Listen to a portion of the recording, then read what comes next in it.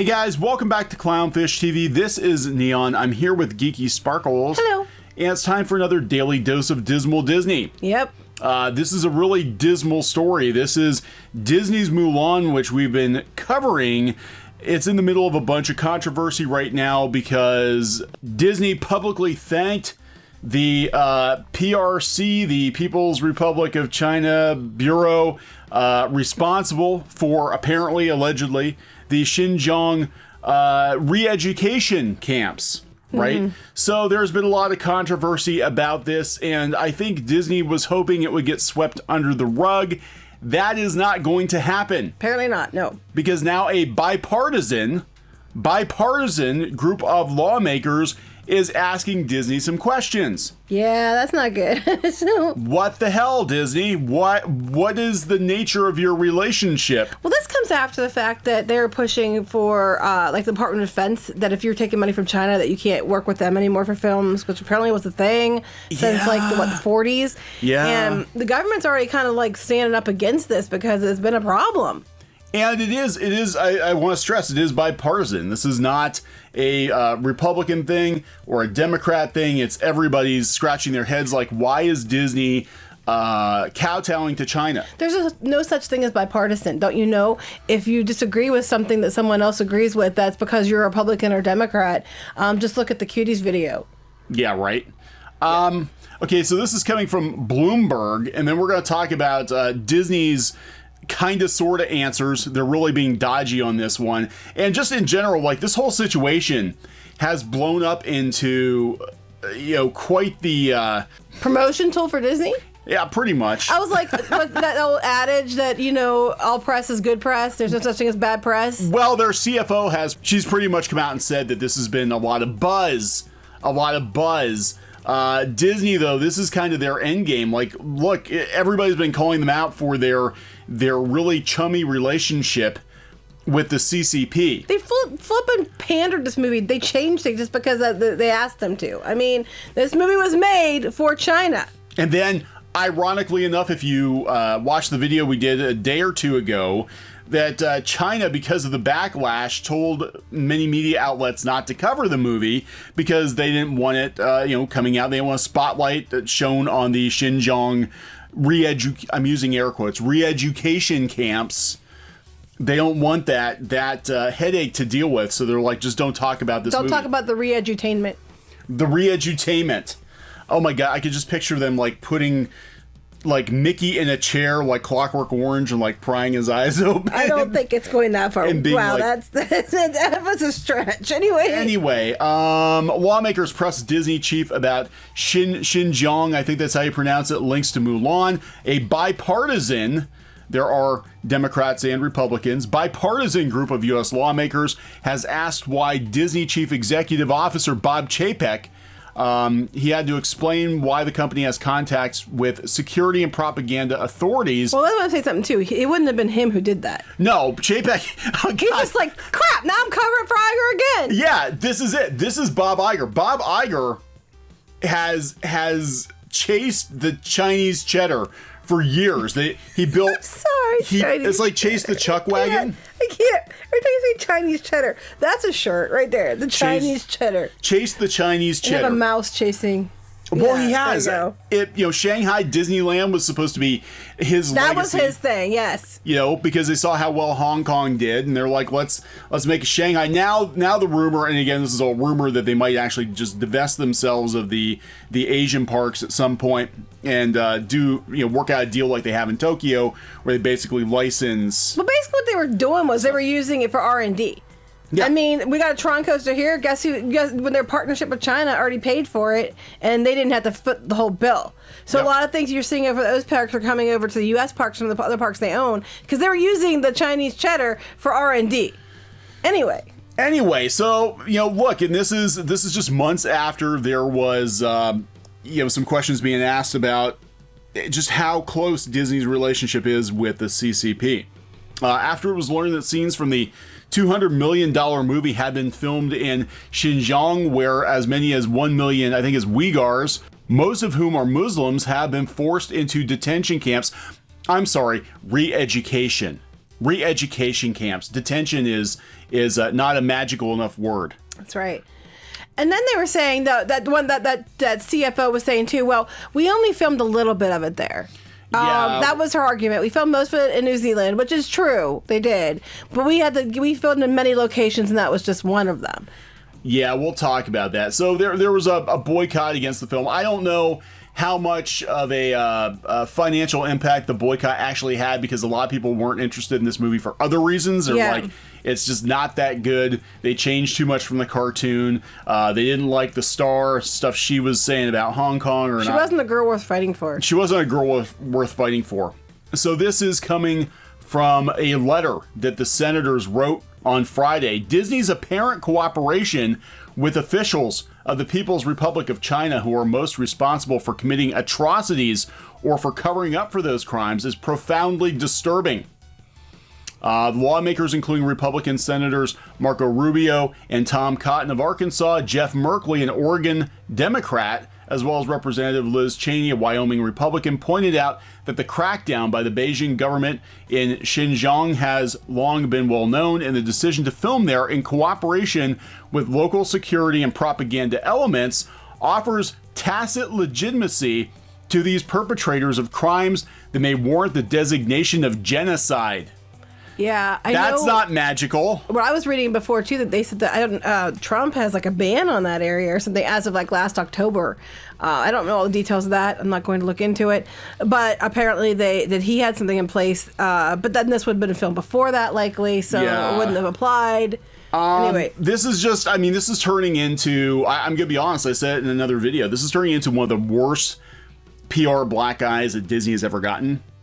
For anything, because this movie is the culmination of years of Disney pandering to China, changing films to suit Chinese tastes. And look, from a financial point of view, China's got a lot of people, and a lot of Chinese people like to watch movies. So financially, yeah, it makes sense to make movies that are going to sneak through that they can play in China. The second biggest market, they said, in the world. Right. So.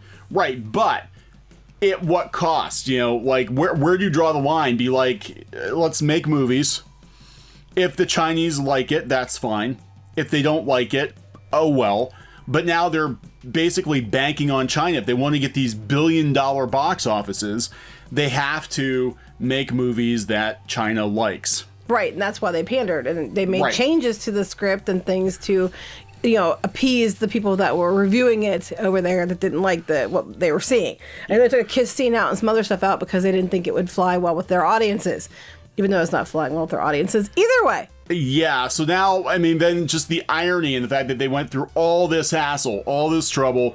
Now they've got the government looking at them, and a couple days before it releases in China, the CCP is like, hey, media, don't talk about this movie. I think I think the government, the reason the government's getting involved, because you could say, well, it's not our country, so we don't get to dictate that stuff, which is, kind of true.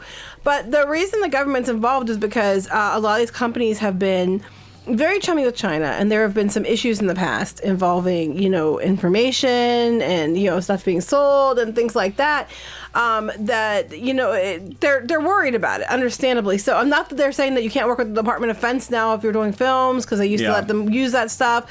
We saw things like Transformers. The whole thing was basically partly set in China because, they were giving China. They're going after China because they want the money. That's at the end of the day, that's what it is. And so, here's the thing about Disney. We've said this before.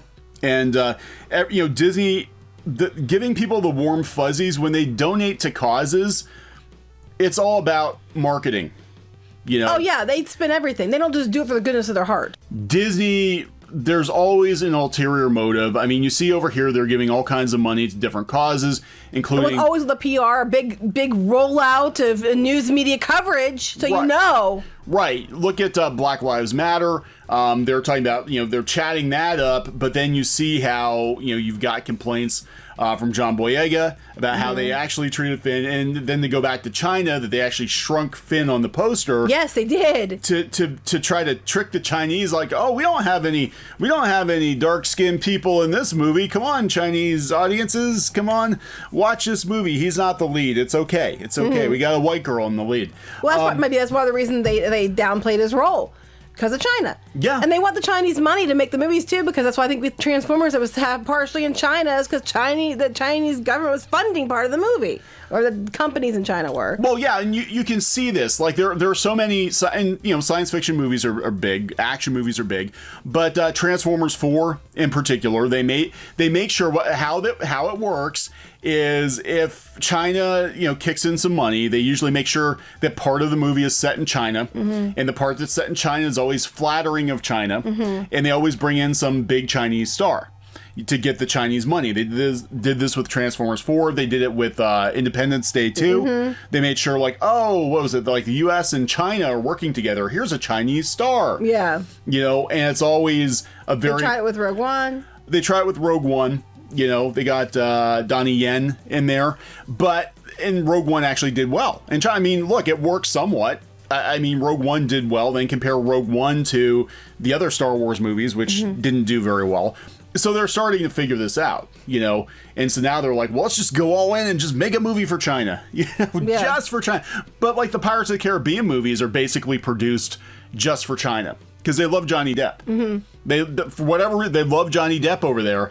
So, the Pirates movies, if it wasn't for China, we probably wouldn't have gotten any more after the third one because they were kind of declining at the box office. But because of China, we get more Pirates movies and we get more Transformers movies. Yeah. I don't know if that's a good thing or not, but that's how it works. So this is going to be interesting to see what happens. And if we do wind up in a Cold War with China, then it's going to change the entertainment industry. But these studios aren't going to be able to brag about those billion-dollar box offices if you take China out of play. Right. So WDW Pro wrote on Pirates and Princesses. Yep. He wrote an article the other day. He was talking about Christine McCarthy, the CFO of Disney, and her Disney speak. Instead of news speak, we're going to have Disney speak. There you go. But this is what she said when she was pressed about it. Do you want to read it? I'm not a box office predictor or prognosticator, but I will say that it has generated a lot of publicity. I told you, they always have to give a positive spin on everything. No press, all press is good press, according to Disney. Unless there's pedophilia involved or something like that. Yeah. But they try to bury it. Well, that's just it. Disney, they're not going to give a straight answer. You're not going to get an apology letter. You're not going to get what they're just going to be like, oopsie doopsie. I just feel bad for Chapek because he's having to handle this and it wasn't even his decisions. That look on his face. He's like, well, I don't think that has anything to do with this. That's how he normally looks. But I'm like that. Well, that's over in the Odyssey, isn't it? Yeah, it is. That is. That's Epcot. Is it? It looks like it's Epcot. Yeah, because they have the posters. I could be wrong. It could be something else. No, but you're they right. have all the posters in the Odyssey, the Epcot experience. Epcot experience. Yeah, but he's going to have to clean up Iger's mess, and this is all Iger. This is all Iger chasing Chinese. Yeah, you notice how you're not hearing about Iger much anymore. Did you notice that? Like when they brought Chapek in, he wasn't allowed to do his job. They were always deferring to Iger and always going and calling up Iger. And Chapek was worried that he was going to get blamed for the downfall, and he was very upset about it. And then the first the meeting after he took over, it was all about Iger, and Chapek got to come in. And now you don't hear from Iger anymore. Like Newsom was calling Iger, not Chapek, apparently, and now you're not hearing about it. Now he's not promoting his book. You don't need to hear about it. Well, I think they know he's kind of a PR liability at this point because it's Iger that put or stood behind Kathleen Kennedy with Star Wars and kept doubling down on that. It's Iger who kept chasing China. Shanghai Disneyland was his thing. All these deals were his thing. Mulan was on his watch. Iger's the one who overspent on Fox. Oh my God, he way overspent on Fox. I still can't wrap my head around that. Over $70 billion. And $70 billion. That's what people are going to remember Bob Iger for. He bought a lot of IP. He got the company into debt. Disney went around in a Borg-like fashion and they just gobbled up all these IPs. They didn't create, they assimilated, which was not Disney. No, that's not Disney. Iger's 100% corporate. He doesn't have I don't think he has a creative bone in his body. For a company like Disney, you need somebody who I think has creativity in some level. Yeah. They keep picking these CEOs that don't, but I think you need more of like a visionary type to run this, or someone who can understand, why Imagineers make the choices they do and not just look at it. And that I don't think Chapek's the right choice either, because he's Chapek for a reason. He doesn't care why they want to do it. He cares about what the money is.